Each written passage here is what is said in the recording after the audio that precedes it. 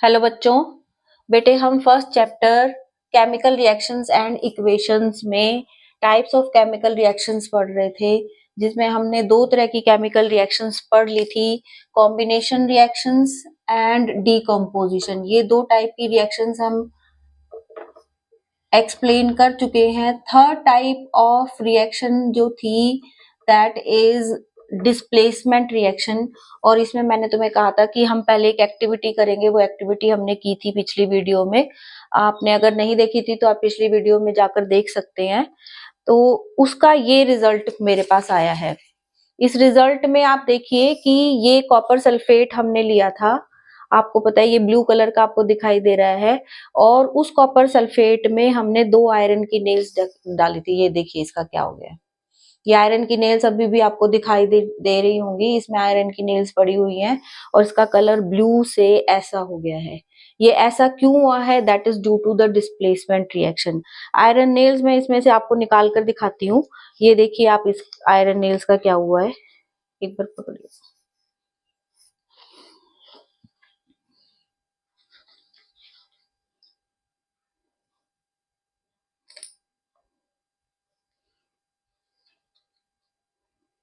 ये देखिए, ये आयरन नेल देखिए, इसके ऊपर कॉपर जो है वो डिपॉजिट हो गया है। ये आपको दिखाई दे रहा होगा, दिखाई दे रहा है मैम? ये कॉपर इसके ऊपर डिपॉजिट हो गया है, और इसके ऊपर भी ये देखिए कॉपर डिपॉजिट हो गया है। ये आयरन नेल बिल्कुल प्लेन थी, बिल्कुल साफ सुथरी आयरन नेल्स थी, और इसके ऊपर अब आप देखिए कॉपर डिपॉजिट हो गया है। तो ऐसा इसमें क्यों हुआ है? ये ऐसा इसमें क्यों हुआ? क्योंकि यहाँ पर जब हमने कॉपर सल्फेट के सॉल्यूशन में आयरन नेल्स को डाला, तो आयरन नेल ने क्या किया? कॉपर को कॉपर सल्फेट से ही भगा दिया। कॉपर सल्फेट को कहा तू यहाँ से जा और मैं सल्फेट के साथ रिएक्शन करूंगा, और उसने कहा कि मैं आयरन सल्फेट बनाऊंगा, और जो ब्राउन कलर का कॉपर है वो अलग हो गया। ये ब्राउन कलर का कॉपर आयरन नेल्स के ऊपर जाकर चिपक गया। यहाँ पर जो आप ये डॉट डॉट सी दिखाई दे रही थी आपको, वो कॉपर था, और आयरन सल्फेट का सॉल्यूशन जो था वो बन गया, that is light green in colour, वो आपको दिखाई दे रहा था। तो ये जो प्रोसेस हुई, this is the displacement reaction. Displacement reaction का मतलब है कि एक मेटल ने दूसरी मेटल को उसी के कंपाउंड से डिस्प्लेस कर दिया, उसी की जगह से हटाकर कहा कि नहीं मैं यहाँ पर मैं बैठूंगा। तो आयरन ने क्या किया कि कॉपर सल्फेट में से कॉपर को ही भगा दिया। इसी तरह से अगर कॉपर सल्फेट के ब्लू कलर के सॉल्यूशन में आपने जिंक को डाला होता, जिंक को, ये ब्लू कलर का सॉल्यूशन है, अगर आपने इसमें जिंक को डाल दिया होता तो ये बना देता zinc sulphate and copper. Brown colour का कॉपर बाहर भाग जाता, और ये व्हाइट कलर का जो सॉल्यूशन है जिंक सल्फेट का बन जाता। तो those reaction in which a metal displaces another metal from its compound, एक मेटल दूसरी मेटल को उसी के कंपाउंड से डिस्प्लेस कर देती है, then this reaction is known as displacement reaction. अब अगर आप कहो कि कोई भी मेटल किसी को भी डिस्प्लेस कर सकती है, कि अगर आपने कोई भी सॉल्यूशन ले लिया और दूसरे उसके अंदर कोई मेटल डाल दी, तो क्या वो उसको डिस्प्लेस कर देगी? नहीं, ऐसा नहीं है। मान लिया आपने यहाँ पर instead of copper sulphate iron sulphate लिया होता और उसमें आप कॉपर डालते, तो कॉपर की हिम्मत ही नहीं थी कि वो आयरन को डिस्प्लेस कर सके। क्यों नहीं थी? क्योंकि यहाँ पर आयरन जो है वो ज्यादा रिएक्टिव है बेटा, जिसकी वजह से ये कॉपर को वहां से हटा सकता है। Iron is more reactive than copper. जो ज्यादा रिएक्टिव होगा, जो ज्यादा लड़ाकू होगा, वो सीधे बच्चे को या कम रिएक्टिव मेटल को वहां से हटा सकता है। जो कम रिएक्टिव मेटल है वो ज्यादा रिएक्टिव मेटल को नहीं हटा सकता। अब हमें कैसे पता चलेगा कि रिएक्टिविटी किसकी ज्यादा है किसकी कम है? इतने सारे मेटल्स हैं, क्या हम सबकी रिएक्टिविटी याद कर सकते हैं? सबकी तो नहीं, कुछ मेटल्स की रिएक्टिविटी जो है वो गिवन है, और उसे हम एक सीरीज में लिख देते हैं एक एक्टिविटी की, कि जिसकी ज्यादा रिएक्टिविटी है उन मेटल्स को हमने ऊपर प्लेस कर दिया है, मोर रिएक्टिविटी वाले मेटल्स को ऊपर प्लेस कर दिया, और लेस रिएक्टिविटी वाले एलिमेंट्स को हमने नीचे प्लेस कर दिया। तो इस तरह से हमारे पास एक सीरीज बन गई कि जो ज्यादा रिएक्टिव मेटल है ऊपर आ गए, जो कम है वो नीचे आ गए, एक सीरीज बन गई। इसको हमने क्या कह दिया, रिएक्टिविटी सीरीज। और वो रिएक्टिविटी सीरीज क्या है, अगर आप ये सीरीज भी लर्न कर लेते हो तो आपको पता चल जाएगा कि कौन सा मेटल किसको डिस्प्लेस कर सकता है। तो ये रिएक्टिविटी सीरीज जो है बेटा वो है कि सोडियम सबसे पहला जो एलिमेंट है, जो सबसे ज्यादा रिएक्टिव एलिमेंट्स हैं उनको ऊपर प्लेस कर दिया गया है, जिसमें सबसे पहला नाम आता है पोटेशियम का। Potassium, sodium, calcium, magnesium, aluminium, zinc, iron, lead, उसके बाद हाइड्रोजन प्लेस किया गया है। इसके बाद आएगा copper, mercury, silver and gold. This is the reactivity series. तो इस रिएक्टिविटी सीरीज को आप अलग अलग तरीके से याद कर सकते हो। कोई किसी तरह से याद करता है, कोई किसी तरह से याद करता है। तो हमारे पास जो रिएक्टिविटी सीरीज को याद करने का तरीका, हाँ, इस रिएक्टिविटी सीरीज को याद करने का बेटा हमारे पास एक ही तरीका है। मैंने जो याद किया वो मैं आपको बता देती हूँ कि ना कहो मुझे आलसी जानवर, फेंक कू मैंने यहां से ले लिया है। हम हैं सिल्वर गोल्ड, सिल्वर का AG और गोल्ड का हो जाएगा AU। हम हैं सिल्वर गोल्ड। तो इस तरह से मैंने याद कर लिया है। के से हो जाएगा के, ना कहो मुझे, ना से सोडियम हो गया, कहो में Ca आ जाएगा, कैल्शियम हो जाएगा, मुझे से आप याद कर सकते हो Mg, मैं मुझे हो जाएगा M और G, मैग्नीशियम हो गया, आलसी में Al आ गया, एल्यूमिनियम हो गया, जानवर में Zn आ गया, जिंक हो जाएगा, फे में आ जाएगा वर्ड Fe, ये आयरन हो जाएगा, लेड आप वैसे याद कर लो, हाइड्रोजन तो मिडल में आता है। फिर है क्यों, फेकू का हो जाएगा, कू में आ जाएगा कॉपर, हम है में आ जाएगा Hg, सिल्वर Ag और गोल्ड Au। इस तरह से हम इसको याद कर सकते हैं। और ये रिएक्टिविटी सीरीज हमें क्या बताती है कि जो मेटल किसी भी दूसरी मेटल के नीचे प्लेस किया गया है, इसकी रिएक्टिविटी अपने से ऊपर वाले मेटल की रिएक्टिविटी से कम है। मान लिया जो मेटल, मतलब जो मेटल ऊपर है वो रिप्लेस कर सकते हैं नीचे वाले मेटल्स को, लेकिन नीचे वाले मेटल्स ऊपर वाले मेटल्स को रिप्लेस नहीं कर सकते। अब मान लिया आपके पास एक क्वेश्चन आता है कि आपने जिंक सल्फेट ले लिया और आपने उसके अंदर आयरन ले लिया, डाल दिया, तो क्या ये डिस्प्लेसमेंट रिएक्शन होगी? अब यहां पर देखो बेटा, जिंक आयरन से ऊपर है, जिंक की रिएक्टिविटी आयरन से ज्यादा है, तो क्या आयरन इसको डिस्प्लेस कर पाएगा? नहीं कर पाएगा, तो ये रिएक्शन नहीं होगी। लेकिन अगर आपके पास क्वेश्चन होता कि फेरस सल्फेट में अगर जिंक डाल दिया जाए तो क्या होगा? अब देखो, जिंक की रिएक्टिविटी आयरन से ज्यादा है, जो ज्यादा लड़ाकू होगा वही जो है मैदान जीत पाएगा, वही अपनी प्लेस को दोबारा से ले पाएगा, या हम कह सकते हैं वही एक ऐसी चीज है जो कि दूसरे को उसी की जगह से हटा सकता है। तो जिंक की रिएक्टिविटी आयरन से ज्यादा है, तो जिंक यहाँ पर आयरन को आयरन सल्फेट से ही रिप्लेस कर देगा, ZnSO4 बना देगा और आयरन जो है इसमें बाहर निकल जाएगा। तो ये थी हमारे पास डिस्प्लेसमेंट रिएक्शन। इसको सिंगल डिस्प्लेसमेंट रिएक्शन भी बोला जाता है, क्योंकि अ सिंगल मेटल जो है वो डिस्प्लेस कर रहा है दूसरी मेटल को फ्रॉम इट्स कंपाउंड। तो ये डिस्प्लेसमेंट रिएक्शन है। मुझे उम्मीद है कि ये आपको समझ आ गई होगी। नेक्स्ट जो टाइप की रिएक्शंस हमने इसके अंदर पढ़नी है, that is double displacement reaction. Double displacement reaction में क्या होगा? डबल, नाम ही इसका बता रहा है कि दो चीजें डिस्प्लेस होगी, दो बार डिस्प्लेसमेंट होगी या दो जगह से डिस्प्लेसमेंट होगी, डबल का ये मतलब है। तो फोर्थ टाइप की ये रिएक्शन है, it is double displacement reaction.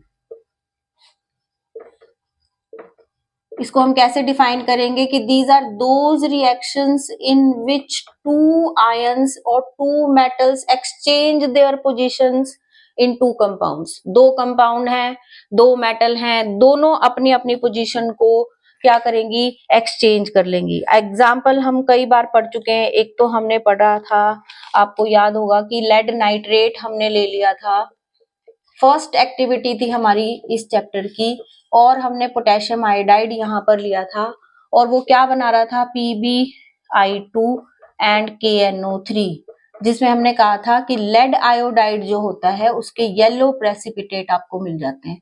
अब यहाँ पर देखो, पोटेशियम की आयोडाइड के साथ था, पोटेशियम को हटाकर लेड ने इसकी पोजीशन ले ली, और लेड को हटाकर पोटेशियम ने उसकी पोजीशन ले ली। अब पोटेशियम नाइट्रेट के साथ आ गया और आयोडाइड लेड के साथ आ गया, दोनों ने एक दूसरे को एक्सचेंज कर दिया। दो एटम्स हैं, दो आयंस हैं हम कह सकते हैं, या दो मेटल्स हम कह सकते हैं, दोनों एक दूसरे की पोजीशन को ले रहे हैं इन टू कंपाउंड्स, दो कंपाउंड्स में। इसका एक और एग्जांपल है हमारे पास, BaCl2 बेरियम क्लोराइड हम लेंगे, सोडियम सल्फेट हमने ले लिया, ये भी ट्रांसपेरेंट सोल्यूशन है, ये भी ट्रांसपेरेंट सोल्यूशन है। जब आप इन दोनों को मिक्स करते हो, it will form BaSO4 plus NaCl, और ये व्हाइट कलर के प्रेसिपिटेट इसके अंदर बना देता है।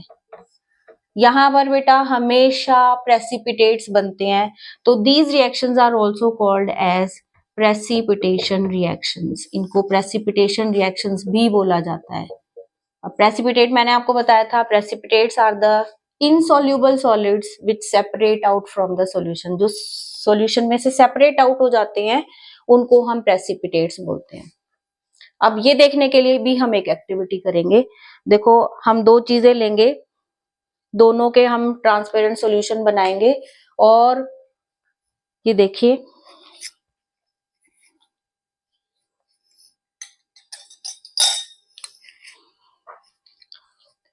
ये देखो बेटा, ये BaCl2 है हमारे पास, बेरियम क्लोराइड मैंने लिया है, ये सोडियम सल्फेट हमने लिया है।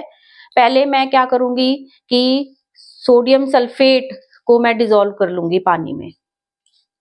यहाँ आ जाओ मैम, यहाँ आ जाओ। ये मैंने सोडियम सल्फेट इसमें ले लिया, ये देखो व्हाइट कलर का पाउडर है, ये दिखाई दे रहा होगा आपको। इसके अंदर एक बार ये पकड़ लो,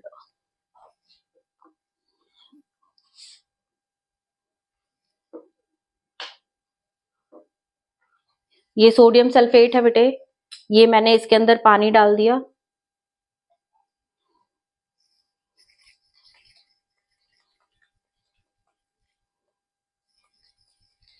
ये देखो, ये ऑलमोस्ट ट्रांसपेरेंट सा सॉल्यूशन इसमें बन गया है। दूसरी टेस्ट ट्यूब मैं लूंगी, दूसरी टेस्ट ट्यूब में ये पकड़िए, दूसरी टेस्ट ट्यूब मैंने ली, इसके अंदर मैं डाल दूंगी बेरियम क्लोराइड। ये मैंने बेरियम क्लोराइड लिया है, बेरियम क्लोराइड भी व्हाइट कलर का पाउडर है, और उसका सॉल्यूशन भी मैं पानी में डालकर ही बनाऊंगी।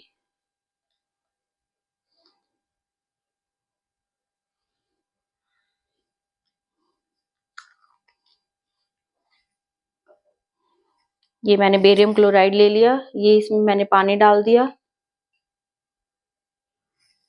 और ये देखो इसका सॉल्यूशन बन गया।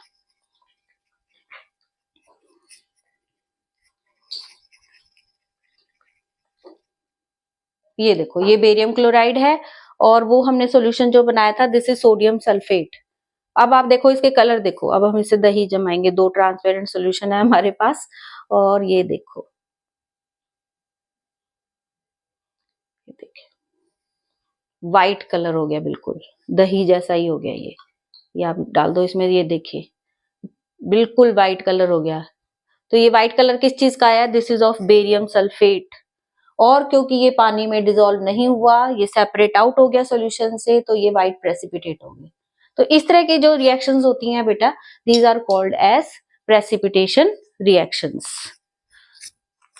ठीक है, और जो इस तरह की रिएक्शंस हैं विच आर प्रेसिपिटेशन रिएक्शंस, आपकी बुक में कई बार पूछा जाता है कि what do you mean by precipitation reactions, तो आप लिखोगे these are the double displacement reaction in which the two ions exchange themselves in the two compounds, और प्रेसिपिटेट इसमें बनते हैं।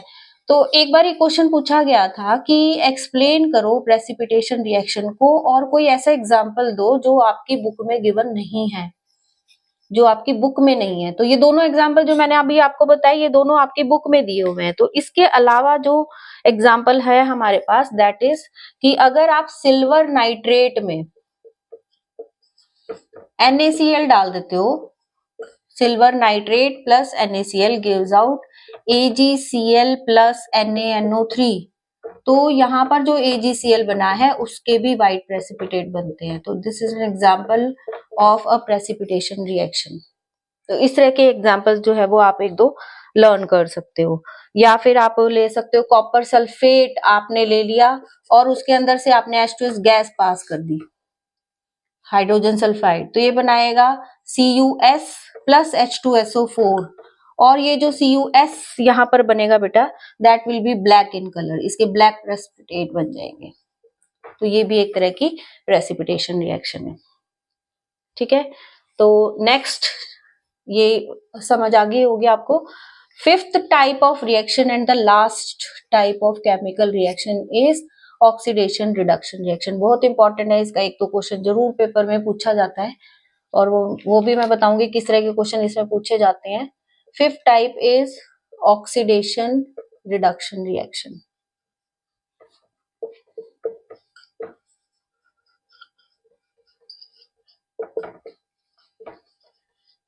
सबसे पहले हमें ये देखना है कि what do you mean by oxidation. Oxidation क्या है? Oxidation is a process in which there is addition of oxygen, जहां पर एडिशन ऑफ ऑक्सीजन हो रहा है वो ऑक्सीडेशन रिएक्शन है। सेकंड, या यहां पर ही process in which there is removal of hydrogen, या फिर हाइड्रोजन का रिमूवल हो रहा है, हाइड्रोजन का रिमूवल और ऑक्सीजन का एडिशन ऑक्सीडेशन है। इससे अपोजिट रिएक्शन, बिल्कुल अपोजिट रिएक्शन हो जाएगी रिडक्शन। प्रोसेस इन विच क्या कहेंगे हम, there is addition of hydrogen, there is addition of hydrogen. या इसके अलावा process in which there is removal of oxygen, जहां पर ऑक्सीजन का रिमूवल होगा, हाइड्रोजन का एडिशन होगा, दैट इज रिडक्शन रिएक्शन। इससे अपोजिट ऑक्सीजन का एडिशन, हाइड्रोजन का रिमूवल, ऑक्सीडेशन कहलाएगा।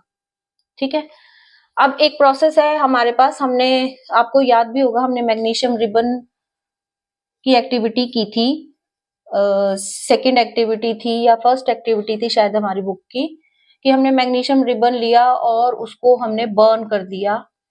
आपको शायद ऑब्जर्वेशन उसकी याद होंगी कि मैग्नीशियम रिबन हमने लिया था, उसको हमने बर्न कर दिया, वो हमेशा ऑक्सीजन की प्रेजेंस में बर्न होएगा and that will form magnesium oxide. चलो आज तुम्हें ये भी दिखा देते हैं कि मैग्नीशियम बर्न कैसे होता है। मैंने तुम्हें सिर्फ बताया था कि वो डेजलिंग व्हाइट फ्लेम के साथ जलता है। ये देखो बेटा, ये है मैग्नीशियम रिबन, ये मैग्नीशियम रिबन है। ठीक है, अब हम इसको बर्न करेंगे। आप ये देखना कि वो बर्न कैसे होता है, इसकी फ्लेम कैसी होती है, फ्लेम की ही ऑब्जर्वेशन है इसमें। ये मैंने कैंडल ले ली इसको बर्न करने के लिए। एक मिनट रुको,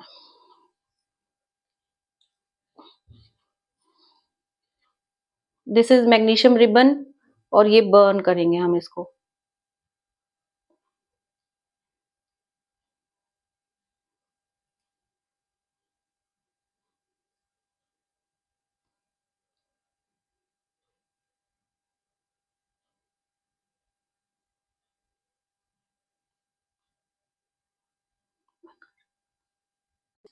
ये देखिए बेटा, this is sorry dazzling white flame. ये देखो बेटा, ये बन गया इसका, ये ऐश है और ये जो ऐश है this is of magnesium oxide MgO, ये बन गया इसमें, ये मैग्नीशियम ऑक्साइड है। अब इसमें आप देखो मैग्नीशियम की ऑक्सीडेशन हो रही है क्योंकि यहाँ पर मैग्नीशियम के साथ ऑक्सीजन ऐड हो गया है, तो ये प्रोसेस है ऑक्सीडेशन। मैग्नीशियम में ऑक्सीजन ऐड हो गया है। अगर कोई और प्रोसेस हम मान लिया पढ़ते हैं कि मान लिया आपने ले लिया CuO plus H2 gives out Cu plus H2O। यहाँ पर आप देखो CuO is converting into Cu, क्या हो रहा है, रिमूवल ऑफ ऑक्सीजन हो रहा है यहाँ पर। तो ये जो प्रोसेस है दिस इज रिडक्शन, ये रिडक्शन है। यहाँ पर आप हाइड्रोजन को देखो, हाइड्रोजन में ऑक्सीजन ऐड हो गया, हाइड्रोजन से वाटर बन गया, तो ये जो प्रोसेस है दिस इज ऑक्सीडेशन। तो हम क्या कहेंगे, addition of oxygen is oxidation and removal of oxygen is reduction. अब इनसे हम दो चीजें और पढ़ सकते हैं, वो है oxidising agent and reducing agent. Oxidising agent वो एजेंट या वो चीजें जो किसी दूसरे सब्सटेंस को ऑक्सीडाइज कर रही हैं, ऐसी चीजें या ऐसे एजेंट या ऐसे कंपाउंड या ऐसे molecule which are providing oxygen to others, जो दूसरे को ऑक्सीजन दे रहे हैं, उनको ऑक्सीडाइज करने में हेल्प कर रहे हैं। और ऑक्सीडाइजिंग एजेंट जो होते हैं हमेशा रिड्यूस होते हैं, वो प्रोसेस में रिड्यूस हो जाएंगे। जैसे कॉपर ऑक्साइड है, यहाँ पर कॉपर ऑक्साइड हाइड्रोजन को ऑक्सीजन प्रोवाइड कर रहा है, ये ऑक्सीजन प्रोवाइड कर रहा है, तो ये क्या हो गया, this is an oxidising agent हो गया, ये ऑक्सीडाइजिंग एजेंट हो गया। यहाँ पर ऑक्सीजन जो है वो itself is an oxidising agent because it is providing oxygen to the magnesium, और खुद ये रिड्यूस हो रही है। कॉपर ऑक्साइड यहाँ रिड्यूस हो रहा है, ऑक्सीजन यहाँ रिड्यूस हो रही है। तो जो ऑक्सीजन को प्रोवाइड करेगा या जो दूसरे को ऑक्सीडाइज करेगा वो हमेशा रिड्यूस होगा।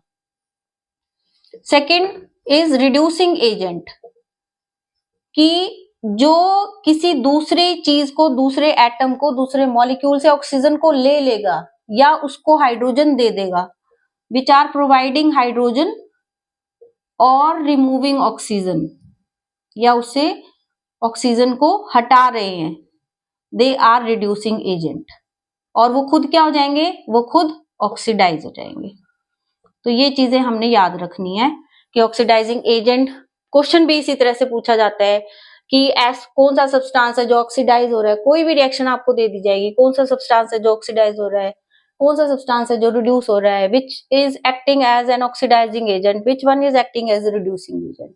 तो ये सारी चीजें इसमें हमने पढ़ी। मैं कुछ और एग्जाम्पल देके आपको समझाती हूँ कि इसमें करते कैसे हैं। एक ट्रिक भी मैं आपको बताऊंगी कि कैसे आपको इसमें किसी भी रिएक्शन में ऑक्सीडाइजिंग और रिड्यूसिंग एजेंट को पहचानना है। मान लिया आपके पास इक्वेशन है, हम कोई भी सिंपल सी इक्वेशन इसमें लेते हैं, ZnO plus C gives out Zn plus CO। यहां पर हम सारी चीजें देखेंगे। ट्रिक क्या है बेटा इसमें कि जब भी आपको कोई भी रिएक्शन दी जाती है, आपसे ये पूछा जाए कि which substance is going to be oxidise, किस में ऑक्सीडेशन हो रही है, किस में रिडक्शन हो रही है, which is acting as an oxidising agent, which is acting as a reducing agent, वो हमेशा आप रिएक्टेंट की साइड में से फाइंड आउट करोगे। प्रोडक्ट में से कभी आपको ना ऑक्सीडेशन वाली चीज देखनी, ना रिडक्शन वाली देखनी, ना रिड्यूसिंग एजेंट देखना, ना आपने ऑक्सीडाइजिंग एजेंट देखना। आपने जो भी चीज देखनी है वो हमेशा रिएक्टेंट्स की साइड में से देखनी है। रिएक्टेंट की साइड मतलब ये, इन दोनों चीजों में से हमने ये बताना है कि क्या हो रहा है क्या नहीं हो रहा है। अब हाँ, तो हमने हमेशा रिएक्टेंट की साइड ये देखना है कि कौन सी प्रोसेस कहाँ हो रही है। अब आप यहाँ पर देखो कार्बन है, यहाँ कार्बन था, यहाँ कार्बन मोनोऑक्साइड बन गया, यहाँ पर कार्बन ने ऑक्सीजन को ऐड कर लिया, तो ऑक्सीडेशन बेटा किसकी हुई है, कार्बन की। ऑक्सीडेशन किसकी हुई, कार्बन की। ZnO था, ZnO से ऑक्सीजन भाग गई, Zn रह गया, किसकी रिडक्शन हुई, ZnO की। बस ये दो चीजें आपने देखनी थी। अब मान लिया पूछा जाए which one is the reducing agent, जिसकी ऑक्सीडेशन हो रही है वो क्या है, रिड्यूसिंग एजेंट है। Which one is the oxidising agent, जिसकी रिडक्शन हो रही है वो क्या है, ऑक्सीडाइजिंग एजेंट है। ये दोनों चीजें हमने फाइंड आउट कर ली, चार चीजें हमें पता चल गई इस रिएक्शन से। 4 नंबर का क्वेश्चन हमने कर लिया या 2 नंबर का क्वेश्चन हमने कर लिया कि ZnO की रिडक्शन हो रही थी, तो वो ऑक्सीडाइजिंग एजेंट भी है, कार्बन की ऑक्सीडेशन हो रही थी, वो रिड्यूसिंग एजेंट भी है। ठीक, इसी में एक और एग्जांपल हम करते हैं ताकि आपको चीजें बिल्कुल क्लियर हो जाएं। एग्जाम्पल है आपके पास MnO2 plus 4HCl gives out MnCl2 plus Cl2 plus 2H2O। ये क्वेश्चन बेटा कई बार एमसीक्यूज में भी पूछे जाते हैं आपको कंफ्यूज करने के लिए। तो मैंने आपको बताया कि जो भी चीज आपसे पूछी गई है, किस में ऑक्सीडेशन है, किस में रिडक्शन है, कौन ऑक्सीडाइजिंग एजेंट है, कौन रिड्यूसिंग एजेंट है, इन दो से हमें पता चलेगा सिर्फ। उसको हमने छेड़ना ही नहीं, हमने देखना ही नहीं किसके साथ क्या हुआ। यहां देखो, अब MnO2 में ऑक्सीजन थी, यहां पर नहीं रही, तो रिडक्शन हो रही है इसकी। MnO2 की क्या हो रही है? रिडक्शन। और ये साथ साथ क्या बन गया? This is an oxidising agent, क्योंकि इसकी खुद की रिडक्शन हो रही है, तो ये ऑक्सीडाइजिंग एजेंट भी है। अब दूसरी चीज क्या है, इसकी क्या हो रही है? यहां पर देखो H था और H यहां पर आकर ऑक्सीजन से मैच कर से मिल गया, या Cl जो है वो Cl2 में कन्वर्ट हो गया, H इससे रिमूव हो गया, तो HCl की क्या हो रही है बेटे? ऑक्सीडेशन। और जब इसकी ऑक्सीडेशन हो रही है तो ये खुद क्या हो गया? It is N reducing agent, ये रिड्यूसिंग एजेंट हो गया। ठीक है, इससे एक और एग्जाम्पल हम करके देखते हैं। Next example is H2S plus I2 gives out 2HI plus S। यहां पर तो ऑक्सीजन है ही नहीं, आपको कैसे पता चलेगा? यहां पर हम देखेंगे हाइड्रोजन को कि हाइड्रोजन का क्या हो रहा है, कहां से वो हट रही है, कहां पर वो ऐड हो रही है। H2S से ये S बन गया, यहां से हाइड्रोजन रिमूव हो गई, तो ऑक्सीडेशन किसकी हुई? H2S की, क्योंकि ऑक्सीजन यहां पर ऑक्सीजन ऐड नहीं हो रही तो हाइड्रोजन रिमूव हो रही है। जिसकी ऑक्सीडेशन होगी वो क्या होगा? रिड्यूसिंग एजेंट होगा। दोनों चीजें हो गई ये। दूसरा क्या है? I2 में क्या हो रहा है? हाइड्रोजन ऐड हो रही है, हाइड्रोजन ऐड हो रही है तो इसका क्या हो गया? रिडक्शन हो गया। और अगर इसकी रिडक्शन हो रही है तो ये क्या है? It is an oxidising agent. बहुत ही सिंपल क्वेश्चंस होते हैं बेटा, लेकिन वो आपको कंफ्यूज करने के लिए चारों ऑप्शन दे देंगे कि which substance is going to oxidise H2S, I2, HIS। तो आप कंफ्यूज नहीं होगे। रिएक्टेंट की साइड में आप देखोगे कहां पर हाइड्रोजन ऐड हो रही है, कहां पर ऑक्सीजन ऐड हो रही है, वहां से आप ऑक्सीडेशन और रिडक्शन का अगर पता चल जाता है तो आप ऑक्सीडाइजिंग एजेंट और रिड्यूसिंग एजेंट भी आराम से फाइंड आउट कर सकते हो। अब जो हमने ऑक्सीडेशन रिडक्शन रिएक्शंस पढ़ी हैं उसमें कुछ इफेक्ट्स हम पढ़ेंगे, effects of oxidation in our daily life. कि ऑक्सीडेशन रिएक्शन हमने कह तो दिया, लेकिन हमने क्या अपनी डेली लाइफ में हम इस चीजों को देखते हैं? Effects of oxidation in our daily life. Everyday life में आपने दो प्रोसेसेस देखी हैं जो कि ऑक्सीडेशन की वजह से। फर्स्ट इज कोरोजन, जंग लगना। कोरोजन क्या है? किसी भी मेटल का के ऊपर जो है ऑक्सीडेशन हो जाना, या हम कह सकते हैं eaten up of a metal gradually with by air और moisture is known as corrosion.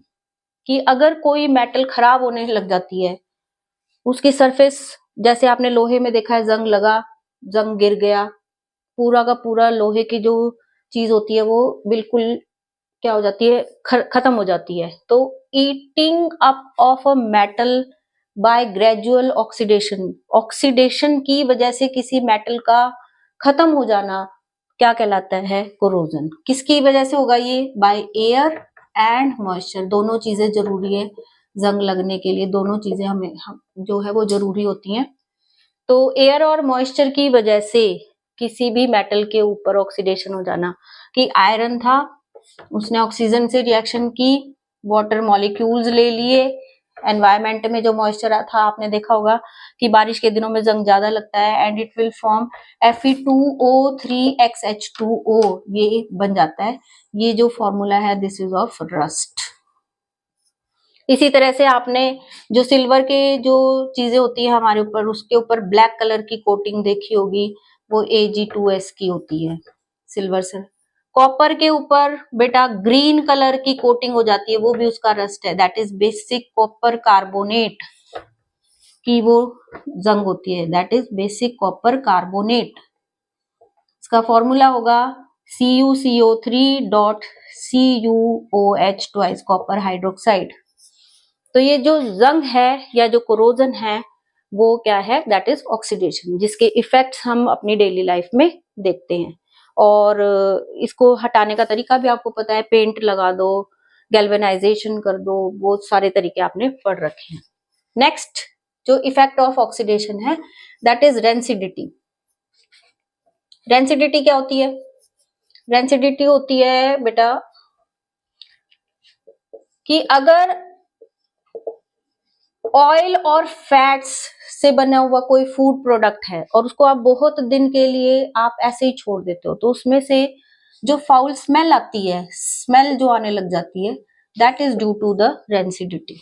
Rancidity it is, rancidity, वो रेंसिड हो जाता है, वो खराब हो जाता है। तो जो स्मेल आती है, smell in the food items of fat and oil. आप चिप्स बनाते हो घर में, अगर आप उसको ऐसे ही छोड़ देते हो थोड़े दिन के लिए बिना खाए, तो वो उसमें से गंदी सी स्मेल आने लग जाती है, या हमारा खाना खराब हो जाता है, दैट इज रेंसिडिटी, उसको रेंसिडिटी बोला जाता है। तो रेंसिडिटी से बचने का क्या तरीका है कि भाई रेंसिडिटी होती क्यों है? ऑक्सीडेशन की वजह से, कि फूड आइटम्स जो है उसके अंदर फैट और ऑयल जो है वो ऑक्सीडाइज हो जाते हैं। तो अगर आप इनको ऑक्सीडाइज होने से बचा लो तो आप अपने फूड को रेंसिडिटी से भी बचा सकते हो।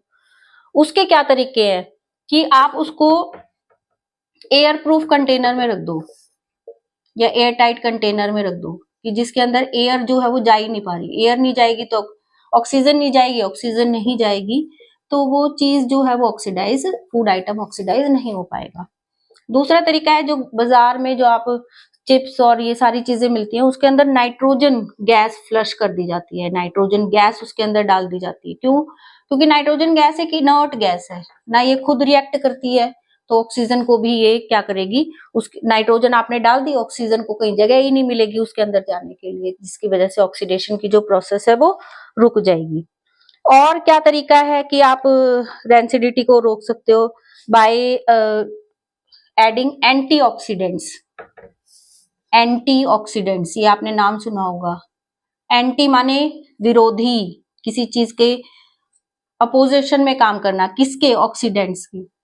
तो ऑक्सीडेशन के विरोध में काम करने वाले जो चीजें हैं वो एंटीऑक्सीडेंट्स हैं। तो अगर आपने वो डाल दिए तो वो भी ऑक्सीडेशन को नहीं होने देंगे। फोर्थ जो टाइप है कि आप इसको रेफ्रिजरेटर में फूड को आप रख दो, तो आपने देखा होगा कि अगर आप फ्रिज में फूड को रख देते हो तो वो जल्दी से खराब नहीं हो पाता, क्योंकि बैक्टीरिया इतनी जल्दी से उसके ऊपर एक्ट नहीं करेंगे, उनको भी एक प्रॉपर टेम्परेचर चाहिए होता है। तो फ्रिज में रखने से भी आप अपने फूड आइटम्स को बचा सकते हो, या फिर आप इनको लाइट से बचा लो। लाइट में भी ऑक्सीडेशन की प्रोसेस जो है वो ज्यादा हो जाती है, तो prevent it from light food item को। तो ये कुछ तरीके हैं बेटा जो कि हमारे फूड को रेंसिड होने से या रेंसिडिटी से बचाते हैं। तो ये चैप्टर जो है बेटा वो पूरा फिनिश हो गया। मैंने आपको बहुत अच्छे से इसको समझा दिया। आप इसकी वीडियोस को बार बार देखें। अगर कोई भी प्रॉब्लम है आप कमेंट सेक्शन में जरूर लिखें, और वीडियो को लाइक कर दो बेटा और चैनल को सब्सक्राइब कर दीजिए।